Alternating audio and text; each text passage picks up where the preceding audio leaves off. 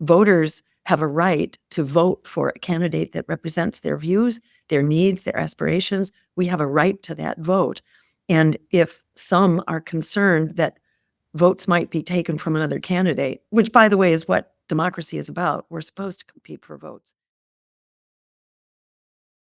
I saw in parts of New Jersey, Jersey City, but parts of New Jersey, I saw people getting together and in fairly large numbers celebrating as the World Trade Center was coming down, killing thousands of people, thousands and thousands of people. People are still dying over what happened to the World Trade Center, and they're dying a terrible death. And we will keep radical Islamic terrorists the hell out of our country, 100%.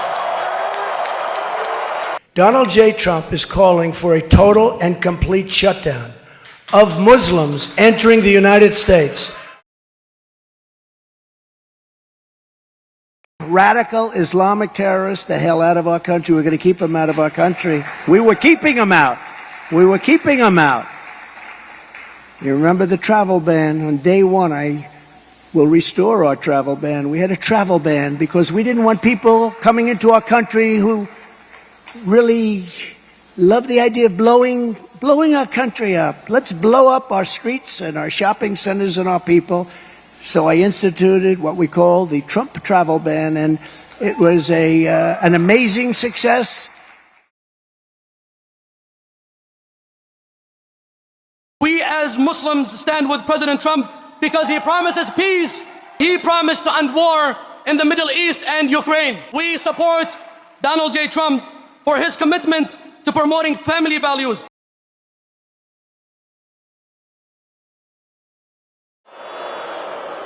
They may have good people. I'm sorry I don't take a risk with people that are taught to kill Americans at 2. I'm on the side of Israel. You're on the side of Israel. Donald Trump's on the side of Israel. And they're on the side of the terrorists. Then the answer is not to suppress alternative voices. It's not to suppress the voices against genocide, the voices against endless war, the voices against climate catastrophe, whatever. These are the voices Americans want. Over 60% of Americans regularly say in polls that they want other voices and other choices in the presidential race. So the simple solution here is to simply enact a voter reform called ranked choice voting, which prevents any so-called splitting of the vote, any possibility that you could be casting a wasted vote that would be essentially futile. In ranked choice voting, you rank your choices. If your first choice loses, your vote is basically reassigned to your second choice. So it prevents any possibility of a so-called split vote or a spoiled election. This is the actual solution. If you think that's a problem, here's how to solve it.